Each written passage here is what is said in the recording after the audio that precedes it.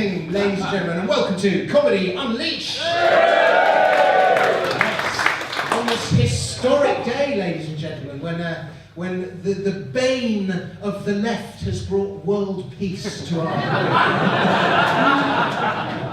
when a reality TV star and partial clown has achieved what 3 generations of politicians in their entirety have failed to do with one reading. So fantastic. I don't know if he's achieved world peace. It's a bit early to start declaring that, but anyway, it's a historic day, so fantastic. I'm still not quite sure what's happened, but something has. They're getting McDonald's. Yeah. Ah, is that one of the? Is that? Are you being funny, or is that just? They are getting McDonald's. Because you've heard that thing. There's never been a war between 2 countries with McDonald's. Is that what? Is that the American foreign policy? Just give McDonald's, they'll bring world peace. Fantastic. There's quite an important capitalist message to that, I suppose. But anyway, I think the theory's been disproven. I can't remember who's disproved, but somebody has. Anyway, good evening, ladies and gents. My name's Dominic Frisby. I am your host of Compare for this evening. Give me a cheer if you've heard of me. Give me a cheer if you've never heard of me. So you can fuck off. Have you heard? You haven't heard of me? Oh, okay. Where have you been all your life? Where have you sort of talking to me like we were old buddies? That's the familiar nature, that's the familiar atmosphere that we have in here. Anyway, for those, what's your name? Ian. Ian, hello Ian. Where are you from, Ian? Brighton. From Brighton. Excellent. Well, I'm Dominic and I'm from South London. And there's quite a big South. Who's from South London? Who's from North London? Boo-boo.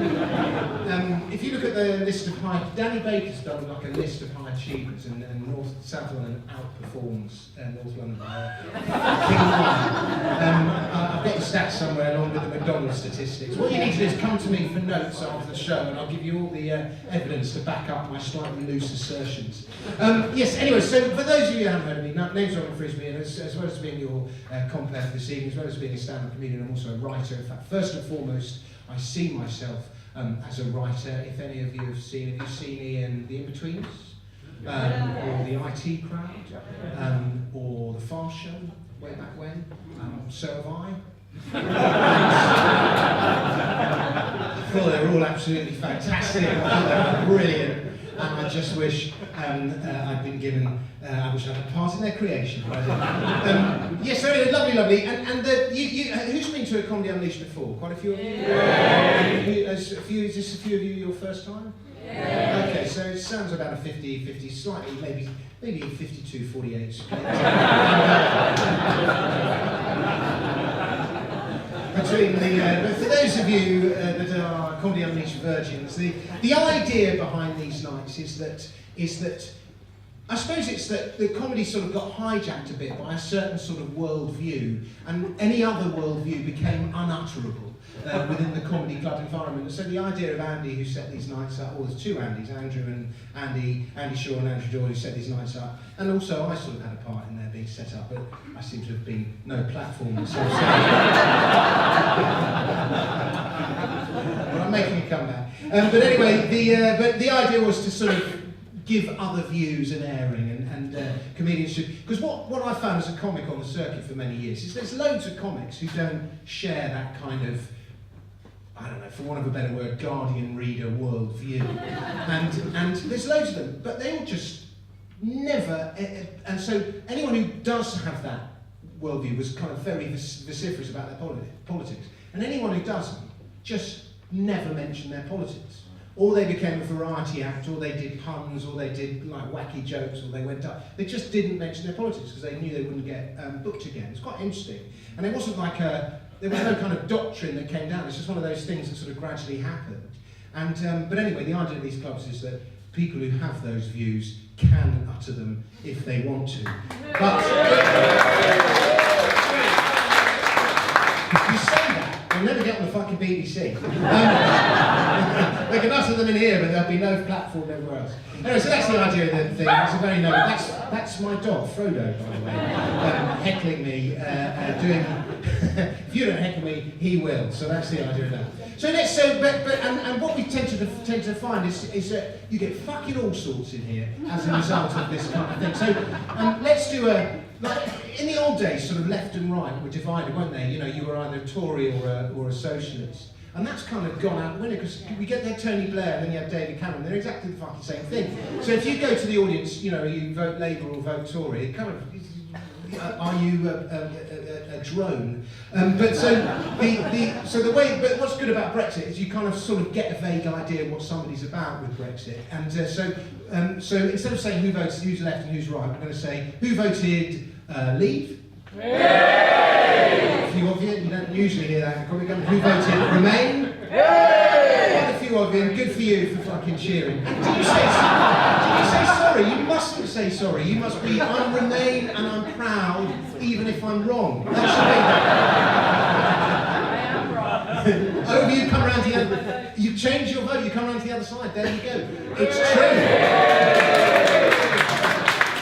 There are people to whom that's happened, amazingly enough. You'd think that the entire country wants a revote and is determined to vote Remain on this occasion. That's what that seems to be, reading Alistair Campbell on Twitter. Anyway, so that's quite interesting. And before, it was interesting, because one of my other jobs is I'm a financial writer. And before, what would happen, if I went and do like financial talks and I'd go, who's voting Leave and who's voting Remain? You know, 80% of the room would be Leave and 20% would be Remain. If you went into a comedy club, like who's voting Leave, who's voting Remain? Everyone, Remain, whoa! Comedy, who's voting Leave? They just daren't, there will be one brave person who went, Leave. And it's interesting, one of the things that happened with Brexit is it's given people who don't share that view, the confidence to speak up in a way that they didn't have a few years ago. So if it achieves nothing else, and at the moment what it's going to achieve is in considerable doubt, it will have at least achieved that, and that loads of people will finally, you know, disenfranchised people now seem to have a voice. So that's very good. So that's that. Right, so we've got 50%, so we've got, I'm going to say 30% Remain, 70% Leave, something like that. And who's a socialist?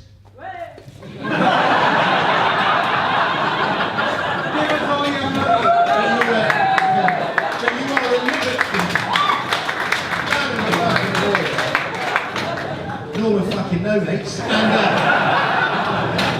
who is a deluded centrist? Hey, good for you. And who's like a Theresa May Tory? You can fuck off. Don't want your short in here. And who's a kind of like old school? What would you? I'm going to say an old school Tory, but it's actually a classical liberal.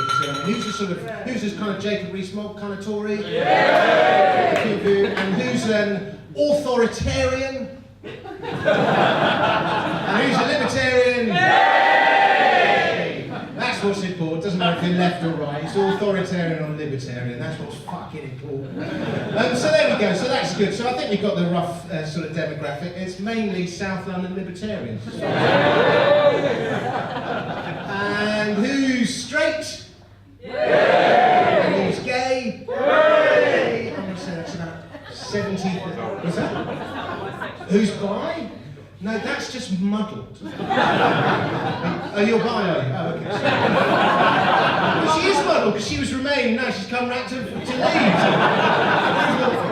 Okay, so who's bi? Hey! Okay, quite a few of them. Okay. I stand corrected. Well, it's good, because again, in a normal comedy club, you wouldn't have people going, I'm fucking bi, where's my voice?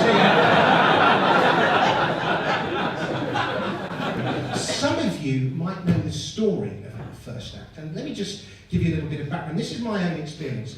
I said before, this whole kind of free speech thing, there's no kind of state directive that you must not say this or say that. But what tends to happen if people say things that are deemed not acceptable is the opponents of that argument, instead they go for your platform, they go for your income, Do you know what I mean? They go, why? Like I had a podcast once that I did, the Virgin podcast. It was doing really well.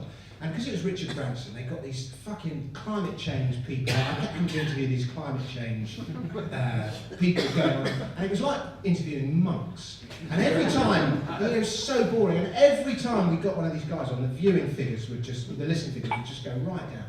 And I said, come on, we've got to have a balanced thing. So I got a climate change denier on the show one week. It was a guy called James Denpole. It was a really funny interview, and I got him telling all these stories about smoking weed with David Cameron, and I thought that would sort of balance the argument out. Because Richard Branson's all into, like, you know, legalising drugs and all that. And anyway, some bloke in The Guardian then wrote this whole thing. Why is Richard Branson giving a platform to a climate change denier? There was a massive hoo-ha. And then I ended up losing the gig. And you're like, fuck off, man. That is just not... And so that's what they do. They go for your income, they go for your platform, and they fuck you. And that's why you've got this sort of culture amongst comics of, you know, if you don't have acceptable political views, you just keep your views to yourself. And so even if it's not official, that's the way the whole thing's evolved. And what happened to our first act, as some of you may know, is that she went to the Tommy Robinson Freedom March a couple of months ago, and as a result of doing that, she upset a lot of people in the circles in which she mixes, and she had all her gigs pulled.